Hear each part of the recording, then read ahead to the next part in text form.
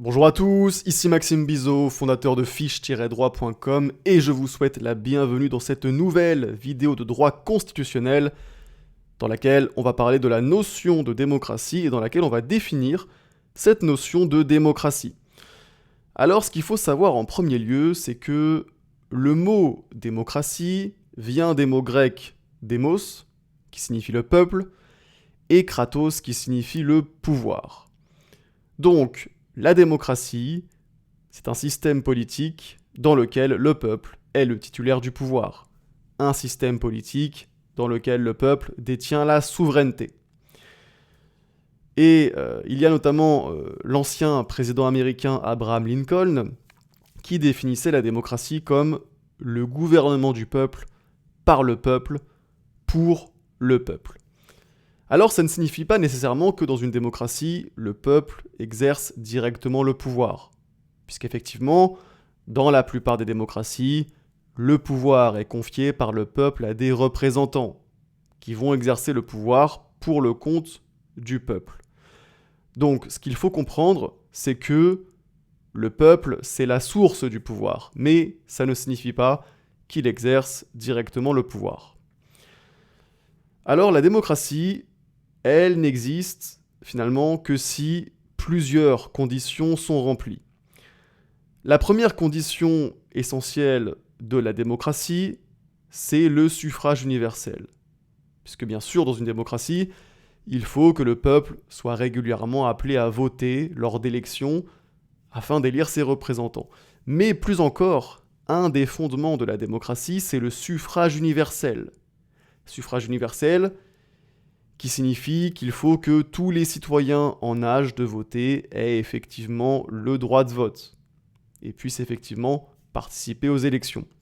Alors ça peut être un suffrage universel direct, par lequel les électeurs élisent directement leurs représentants, ou bien ça peut être un suffrage universel indirect, par lequel les électeurs élisent un collège de grands électeurs qui vont ensuite désigner le ou les représentants du peuple.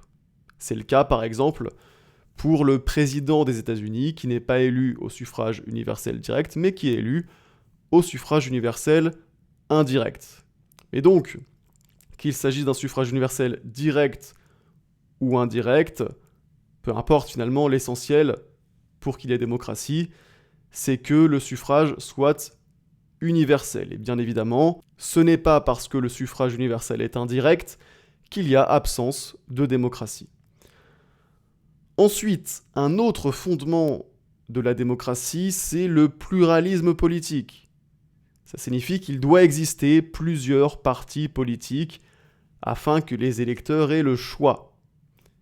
Il peut y avoir ce qu'on appelle un bipartisme, avec essentiellement deux partis qui dominent la vie politique et qui exercent le pouvoir par alternance, comme c'est le cas aux États-Unis, ou bien on peut avoir ce qu'on appelle le multipartisme, avec donc un certain nombre de partis qui ont une influence sur la vie politique, comme c'est le cas en France. Et donc, bipartisme ou multipartisme, l'essentiel c'est que les citoyens, au moment où ils désignent leurs représentants, disposent de plusieurs possibilités. Il faut que les citoyens aient le choix. Et puis enfin, la dernière condition pour qu'il y ait démocratie, c'est bien évidemment le respect des droits et libertés fondamentaux. Dans une démocratie, les gouvernants ne peuvent pas porter atteinte aux droits et libertés fondamentaux. Qu'est-ce que ça va être les droits et libertés fondamentaux ? Ça va être par exemple la liberté d'aller et venir, le droit de propriété, la liberté de conscience, etc., etc. Et puis également, très important, le respect de la liberté de la presse, c'est également un élément essentiel de la démocratie. Voilà, cette vidéo est maintenant terminée, j'espère qu'elle vous a plu. Si c'est le cas, n'oubliez pas de mettre un petit like, ça m'aide à faire connaître mon travail à plus de monde. Et sur ce, on se dit à très bientôt pour une prochaine vidéo.